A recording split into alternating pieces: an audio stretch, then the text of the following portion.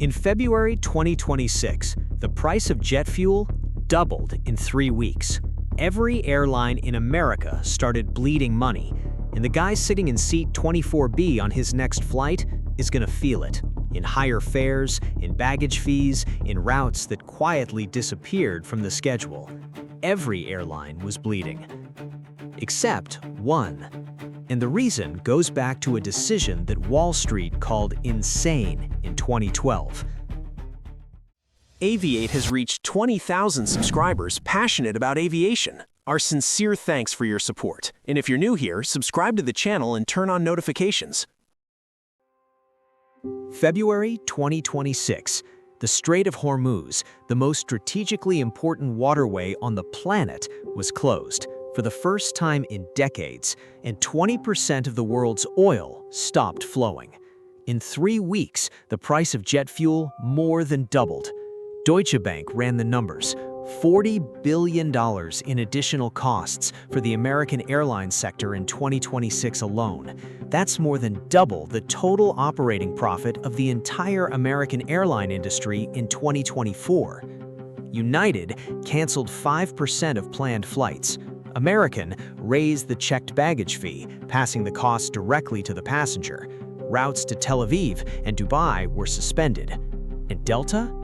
Delta kept its forecast intact. Adjusted profit of $423 million in the first quarter, the only airline CEO in the sector who didn't pull back on earnings guidance. Why?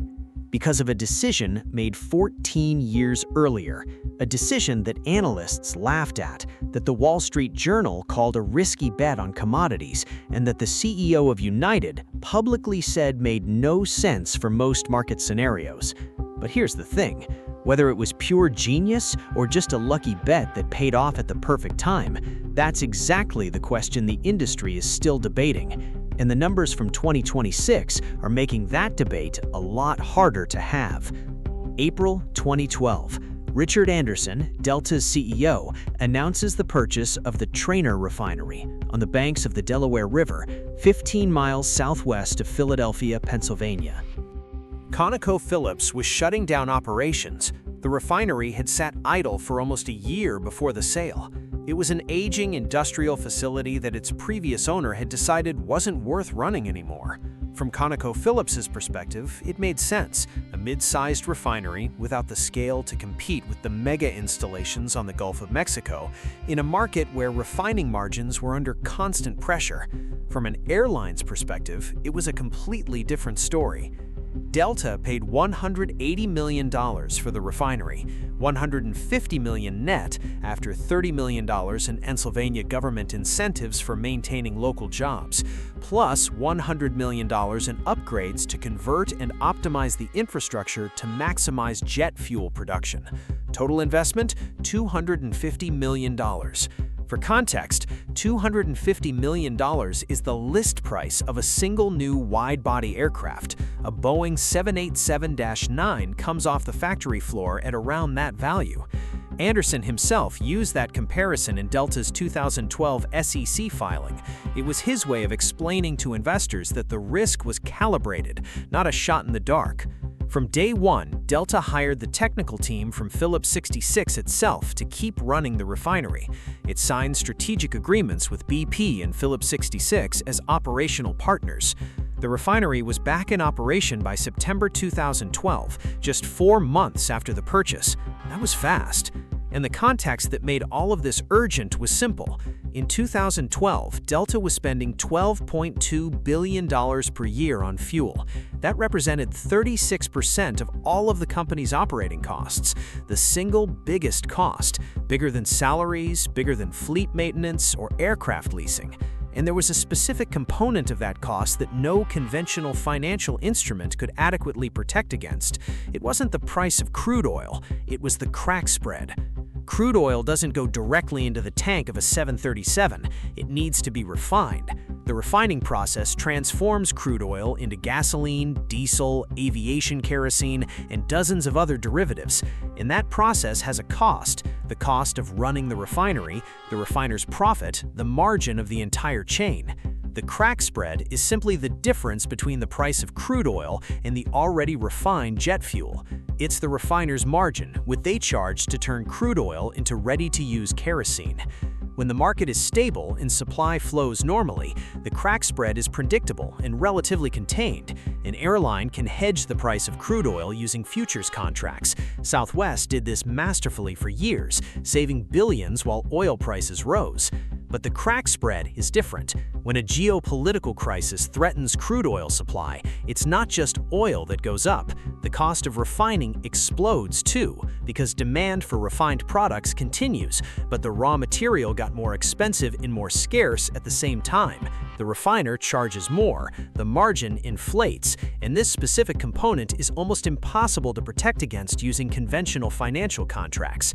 Delta's own 2012 SEC filing states this explicitly. It was the central technical justification for the acquisition. In 2026, the crack spread tripled. Now think about how a normal airline operates in that scenario.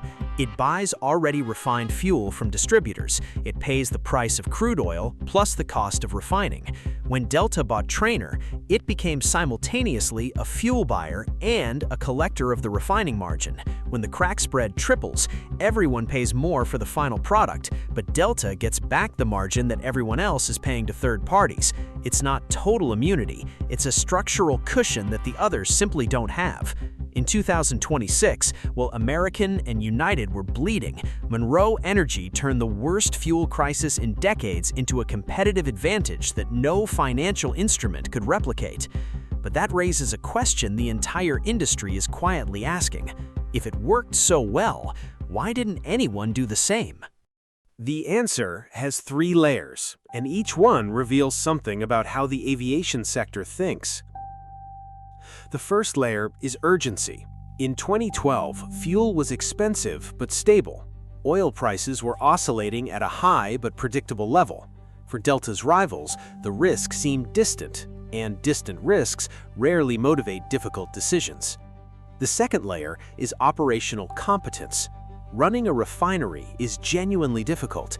It requires process engineers, petrochemical specialists, environmental regulations for refining, relationships with crude oil suppliers, expertise completely different from anything an airline does. Delta solved this problem intelligently. It didn't try to learn from scratch. It hired people who already knew. It was a partnership from day one, not a solo adventure. The third layer, and the most important, is asset rarity. Refineries available for purchase at accessible prices are extraordinarily rare. Trainer was being sold specifically because it wasn't profitable for a large integrated oil company. Its scale was too small to compete in the open refining market. But for an airline that only needed the crack spread, the margin between crude and refined, it was the perfect asset. In other words, the opportunity existed, it was available, the price was accessible, and only one airline in the world was paying attention. That's called strategic vision, and it cost $250 million. The operational architect of the decision wasn't Richard Anderson. It was John Riggles, a Delta executive who identified the opportunity when he learned that Trainer was being shut down by ConocoPhillips. Riggles built the business case. Anderson had the courage to approve it. Today, Monroe Energy processes 185,000 barrels of crude oil per day. It produces 52,000 barrels of jet fuel daily. Combined with the exchange agreements with BP and Phillips 66, where Delta trades gasoline, diesel, and other derivatives for aviation kerosene, the subsidiary supplies approximately 80% of Delta's domestic fuel needs. 4/5 of the fuel Delta burns in the United States passes through Monroe Energy in some form. That scale is what makes the cushion so powerful when the market goes into shock. And in 2026, the market went into shock in a way no one fully anticipated. 2026. American Airlines entered the crisis carrying $36.5 billion in net debt, 0 significant fuel hedge, 0 refining assets. Every cent of increase in kerosene goes straight to the bottom line with no cushion whatsoever. The response was to raise the checked baggage fee to $50, a move that transfers the cost directly to the passenger and creates friction exactly at the moment when competitors were holding prices steady. United cut 5% of planned flight capacity. It suspended routes. CEO Scott Kirby warned in an earnings call that the company's fuel bill could grow by $11 billion for the year. Delta posted a GAAP net loss of $289 million in the first quarter of 2026. That number looks bad until you see this: adjusted profit of $423 million in the same period. The difference between the two numbers is in large part the accounting impact of the fuel crisis that the refinery is partially absorbing. Delta's refinery has generated hundreds of millions of dollars in fuel cost benefits in periods of elevated crack spreads, including roughly $785 million in 2022, acting as a partial hedge against rising jet fuel prices.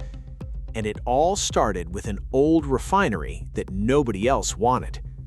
And Delta isn't stopping there. The company's so-called Centennial strategy, named for Boeing's Centennial, is expanding Delta TechOps, its maintenance and repair division, into a global services business that serves other airlines. The same logic as the refinery: own the capability instead of outsourcing it, and charge others for the access. With its debt-to-EBITDA ratio now at 2.0 and investment-grade status restored across all major credit agencies, Delta is positioned to deploy capital aggressively in ways its rivals, still recovering from the fuel shock, simply cannot afford. In April 2026, Delta announced its most significant executive reshuffling in years, positioning its leadership team for what CEO Ed Bastian is calling the next phase of the company's strategy. What that next phase looks like in full is still being defined. But if the refinery taught us anything, it's that when Delta makes a quiet move that nobody understands, it might be worth paying attention. Sometimes the decision that looks crazy to everyone else is exactly the right one.